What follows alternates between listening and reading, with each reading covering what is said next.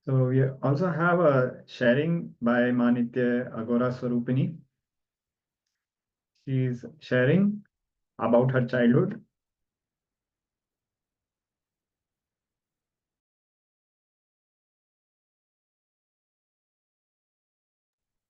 So Ma, just wanted to confirm with you, would you be okay if we read it out to all the participants? So in the meantime, we'll be moving ahead also in parallel. So in the next powerful revelation, Swamiji is going to tell us about how everything in our life is made of our very expression. This might sound like a spiritual truth, something which we are yet to experience. But this truth from the space of Advaita, from the space of oneness, Swamiji will be beautifully revealing and helping us relate and for this to click with us. Yes, Ma Agora Swarupni is sharing and giving us a go ahead to share. So Manitya Agora Swarupni is sharing about her childhood, that because her mother didn't have much energy to take care of her food, clothing, housing, and transportation when she was a young child, many needs were not met, and she was lacking in low self-esteem since she was a child. And still, she needs to do more completion with it, and she's going through the completion with this. Thank you for sharing, Ma. So like this, many of us have a lot of experiences from childhood which shape how we are until we meet the Guru who nurtures us in his lap and makes us realize our true self. So until then, how we go through life, our upbringing, our incompletions, the society, our parents, our friends, family, even the mass media, they shape who we think we are, and this causes a lot of sufferings and confusions in our life. It is only when we meet our Guru, our Master, when we meet Swamiji, we come to realize our true nature. So now let us prepare to move ahead with this beautiful discourse. And also, if any of the participants have any experiences to share from the last round of power manifestation, that is completing with your Vak Shakti.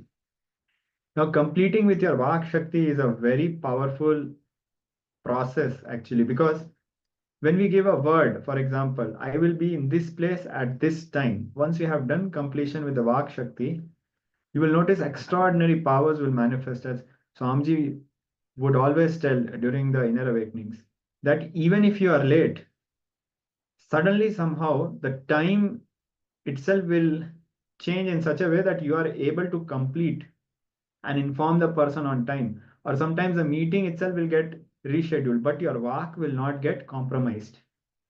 The whole cosmos literally will be aligning to make sure that the words which you uttered are happening, are manifesting.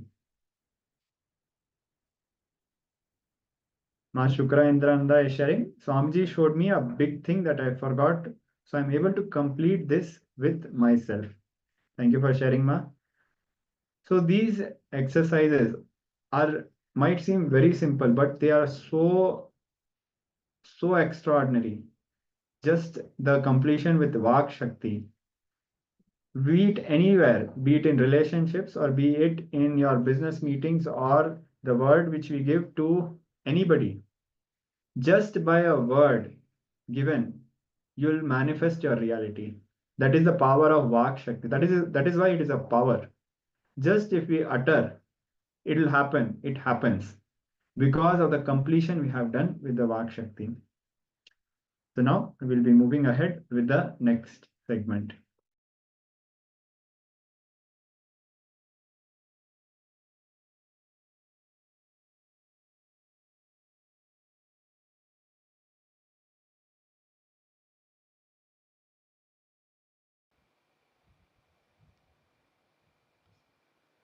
Now listen to this thought current. Everything your life is made of is your very expression. Listen, everything your life is made of is your very expression, experientially playing with them, changing them, altering them, manipulating them is powers, siddhis.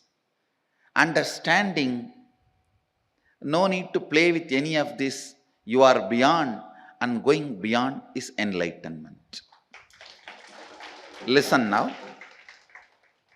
Listen now.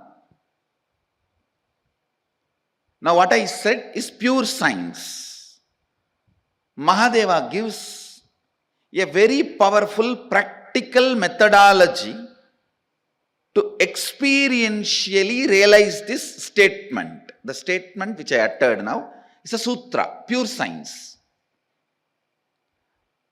Whatever you see in your life, including the walls of this hall and me sitting in front of you, this throne, your chair, the people sitting around you, everything is made of a material which is from inside you. You can alter, manipulate,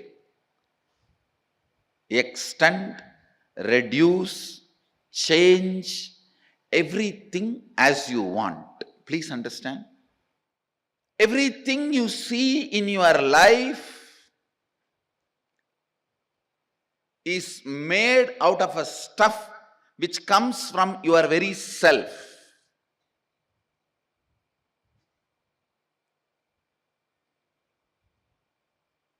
The wax, the material in which your waking state is made and your dream state is made, that material is from you, inside you, just like cobweb. It's from you, the material is manifested. Listen. Listen. How this can become our realization? How this can become our realization? This thought current now which I said is a pure science. Now Mahadeva comes next to applied science. How to make that into reality for you and how to use that in your day-to-day life. It's a very beautiful revelation. Listen. Mahadeva says,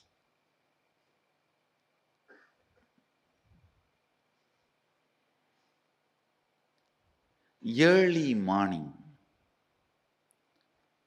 the period of Brahma Muhurta, where the so-called reality, waking state has not become 100% real for you, and the dream state has not yet become 100% dream state for you, where you are just moving in between.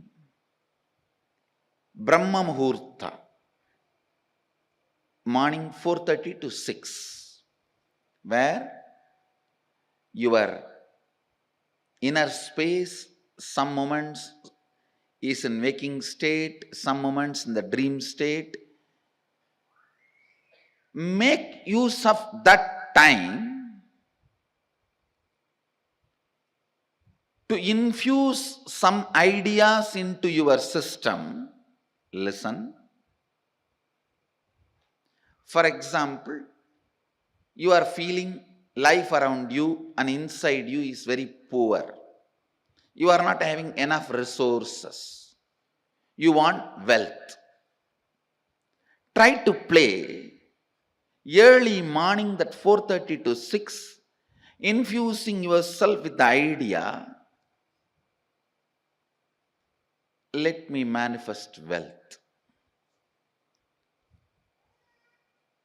Your visualization should be more towards wealth, not towards moving away from poverty. Please understand. If you say, let me move out of poverty. You will be all the time visualizing poverty. No.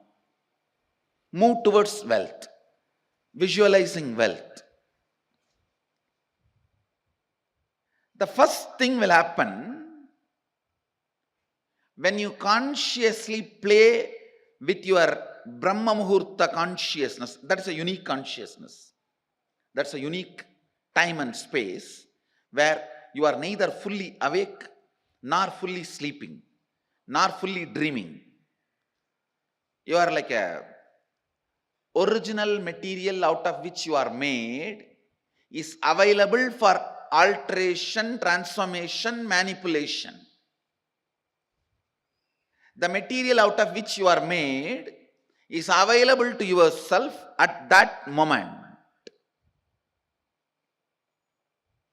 Just few days. From today to next Sunday, this 1 week, every morning, this Brahma Muhurta time, try to play with your consciousness.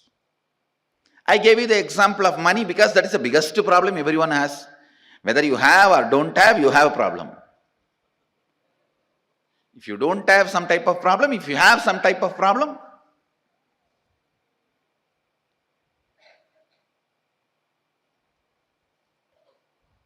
you can work on even your health.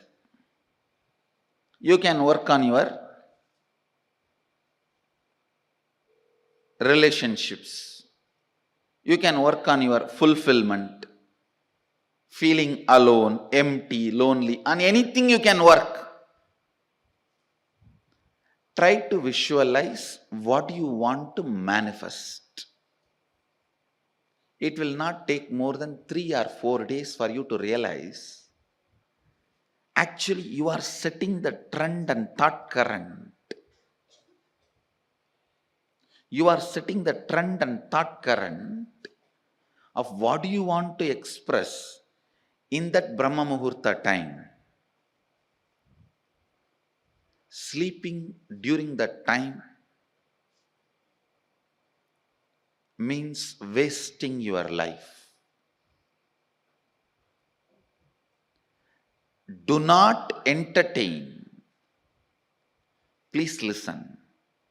Do not entertain the thought currents which are not directly conducive for your life at those moments. Because whatever you entertain during that time will become part of you. Now play with this thought current, this Kundalini thought current. The first realization you will have is your whole life is not solid as you think. It is just liquid or semi-solid. It is liquid or semi-solid.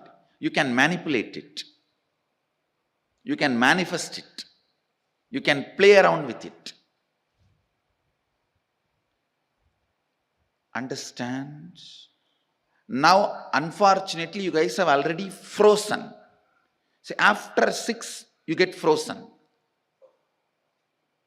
Now, anything I tell, it takes time for it, that thought current to reach your being. But at that moment of Brahma Muhurta, anything you try to infuse into you, very easily it goes, just like a needle moves into the banana. It can just enter into your system. Meditate on this. This thought current can awaken your Kundalini. Kundalini awakening means understanding you and the stuff out of which your life is made is ultimately from you. Because of that, you can transform, manifest, manipulate, play around, do anything you want with the stuff out of which your life is made. Understand? When you work on this thought current of everything you manifest is you,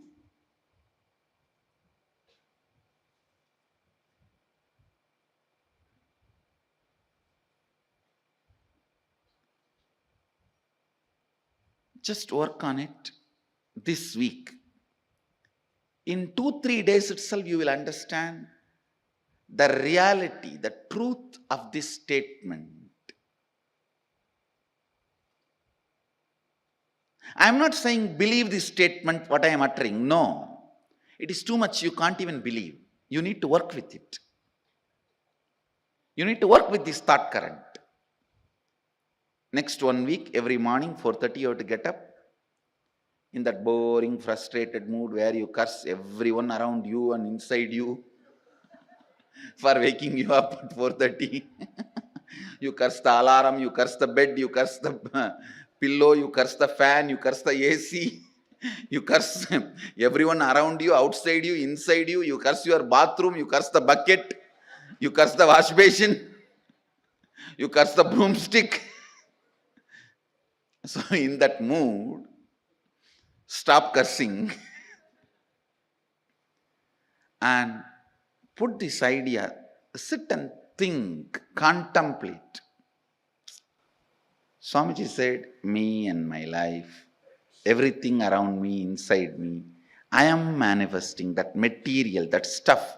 If I see love, if I see anger, if I see frustration, if I see enmity, if I see friendliness, everything I see in my life, I perceive in my life, I experience in my life, all that is manifested from me.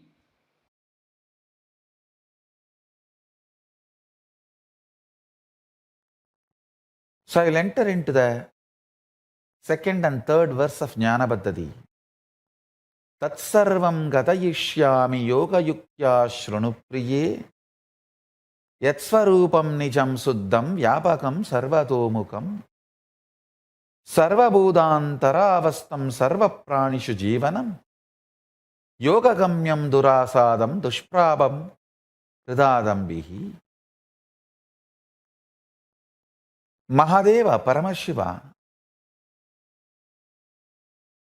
is saying in the second verse, Yat Swarupam Nijam Suddham.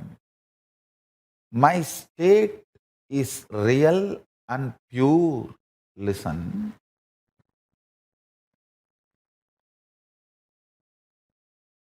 Yesterday I was revealing an important secret, the sacred secret. You need to decide to behave with yourself as Paramashiva.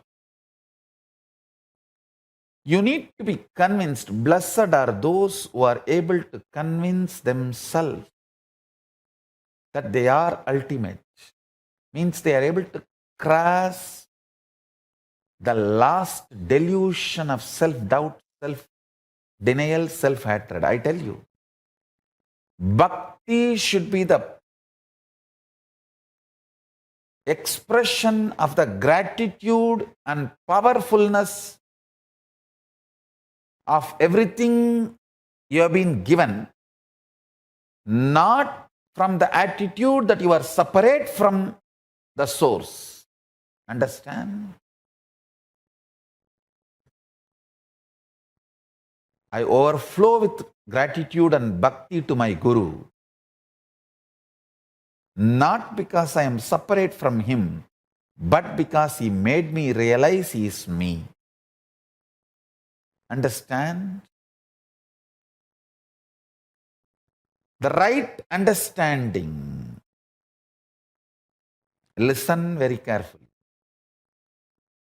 The identity you carry in the waking state, identity you carry in the deep sleep state, identity you carry in the dream state, identity you carry in Turiya state, and identity you experience in Turiyatita state,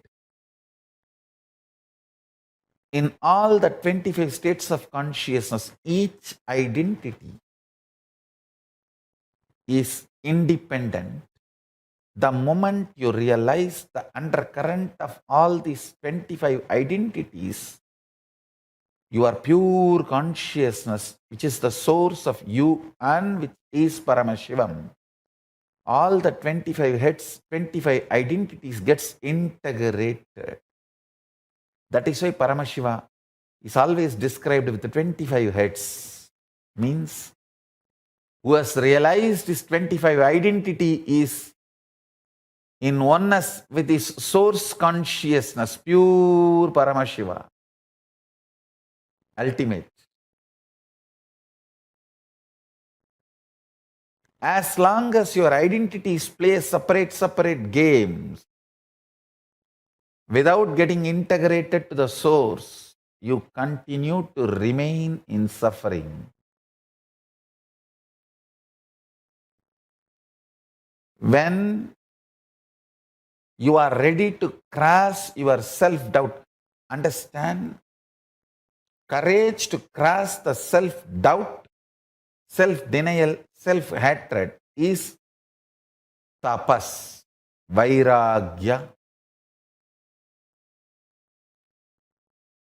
Ferociousness you need to cross your self-hatred, self-denial, self-doubt is called tapas.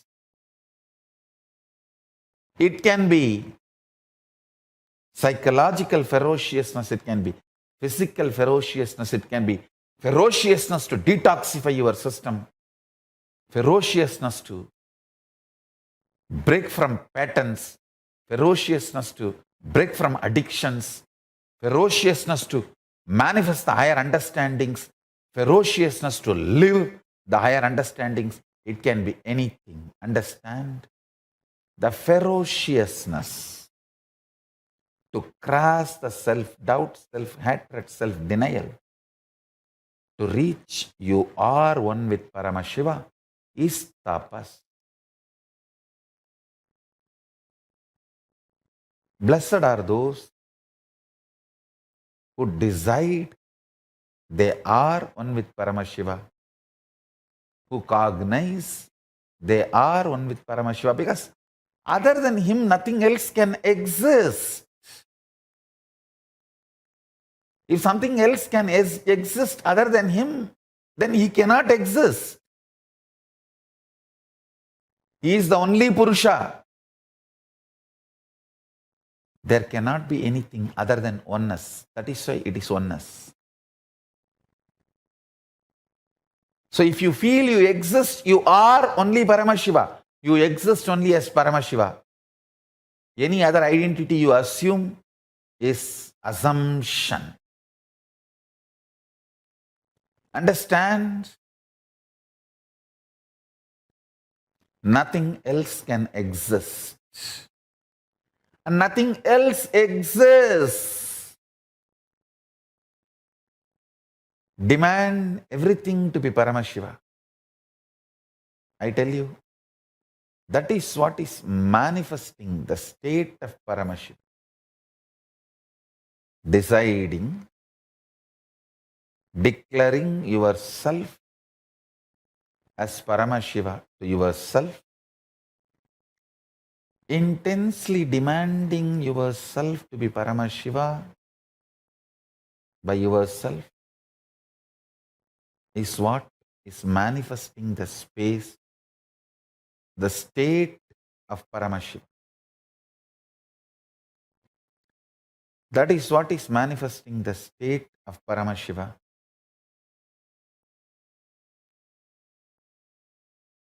I really want all the Paramashivoham participants to start practicing.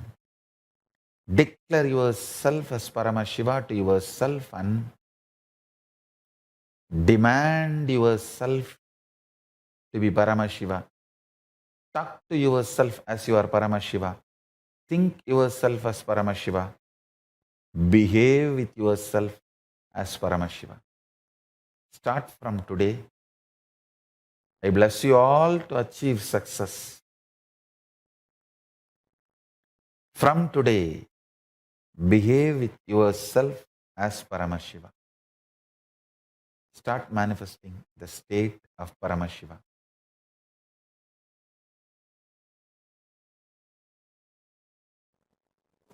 Paramashiva moves this whole universe without thoughts, being in the state of Paramashanta Swarupa. That shows thoughts are not needed to run your existence as Paramashiva manifested it. Thoughts are your feeling something is missing, inadequate, not enough, incomplete. That insecurity, suffocation, incompletion, that generates something cranky, worms going in your brain.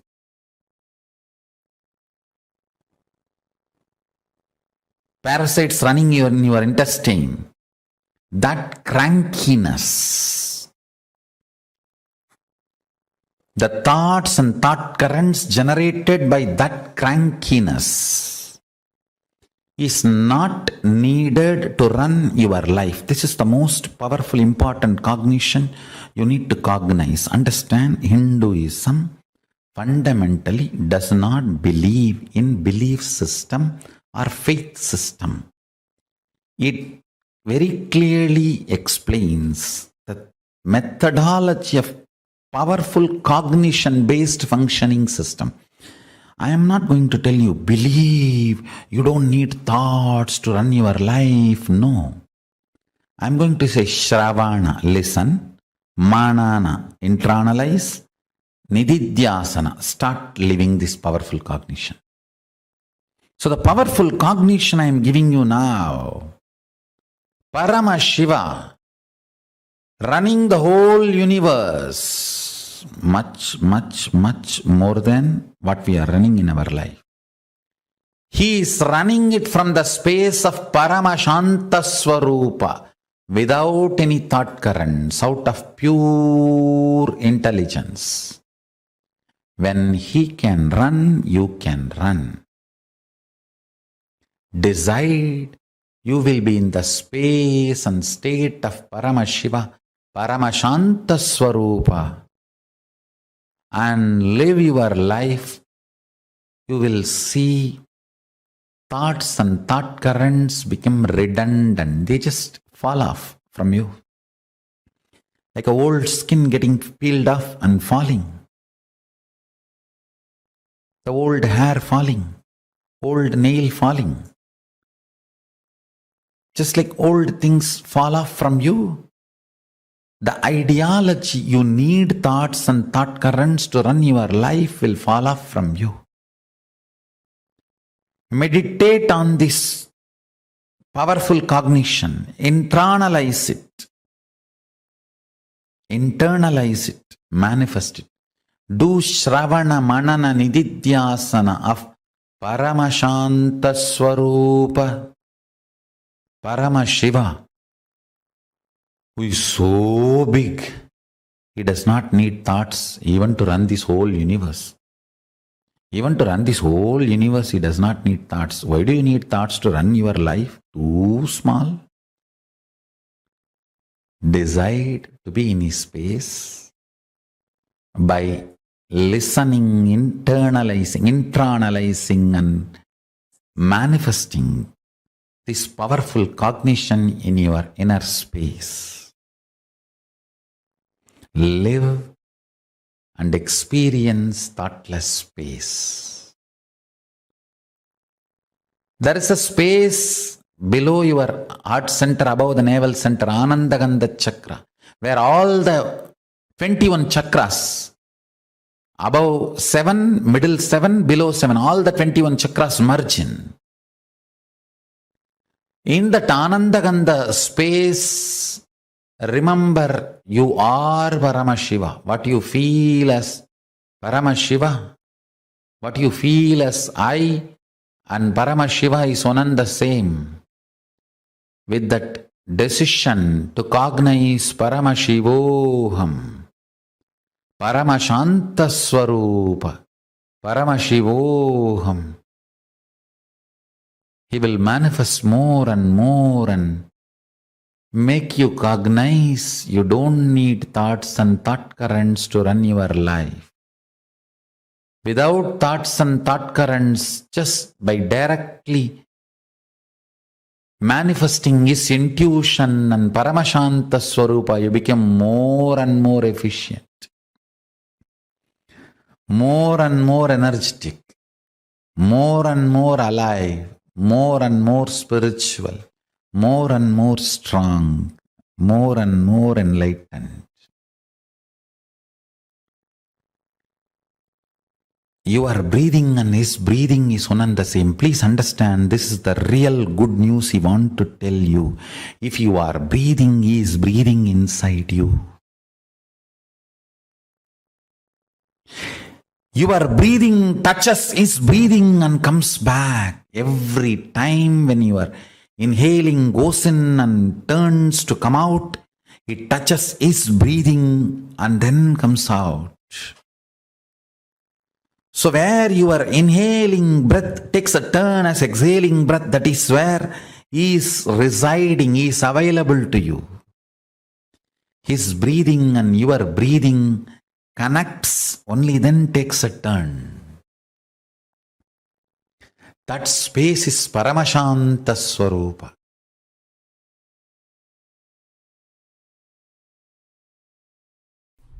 Because of that unfortunate thought current of irresponsibility becomes spirituality. We lost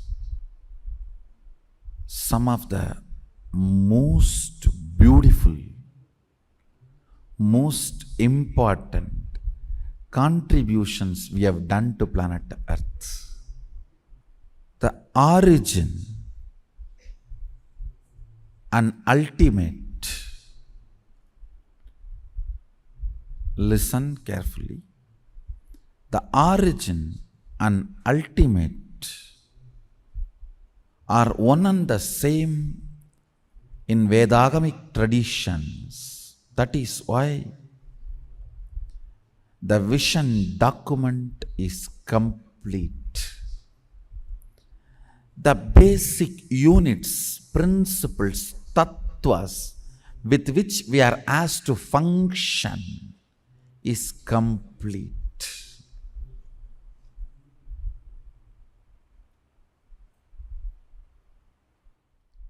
Integrity is a tattva to measure your expression.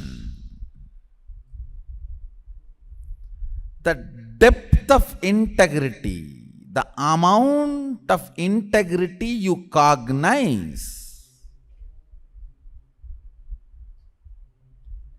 about each subject, that will be the expression, spontaneous expression of you. When somebody asks you, why do you pour milk on linga? The first response I gave is, hey, we pour on Sadashiva, not on linga. Because every time I pour, I know I am pouring on Sadashiva. It falls on linga. In Hindu tradition, if you don't find any linga, you can just keep a heap of sand on the floor. Just sit, try to get any stone. If you don't get any stone, just get heap of sand and start worshipping that as a linga. That's the way Sita did in Rameshwaram. One of the most important Jyotirlinga, Ramanatha Swami, is just a heap of sand touched by Sita with the great sacred sentiment, the bhava. O Mahadeva, Sadashiva, Iha Agaccha, Igatishta. The power of bhava of Sita, the beach sand becomes Ramanatha. Understand? We pour on Sadashiva, not on linga. It falls on linga. Because we are so engrossed to whom we are pouring, sometimes we don't bother where it is falling. That is the first. This should have been a first response from any practicing Shaivite.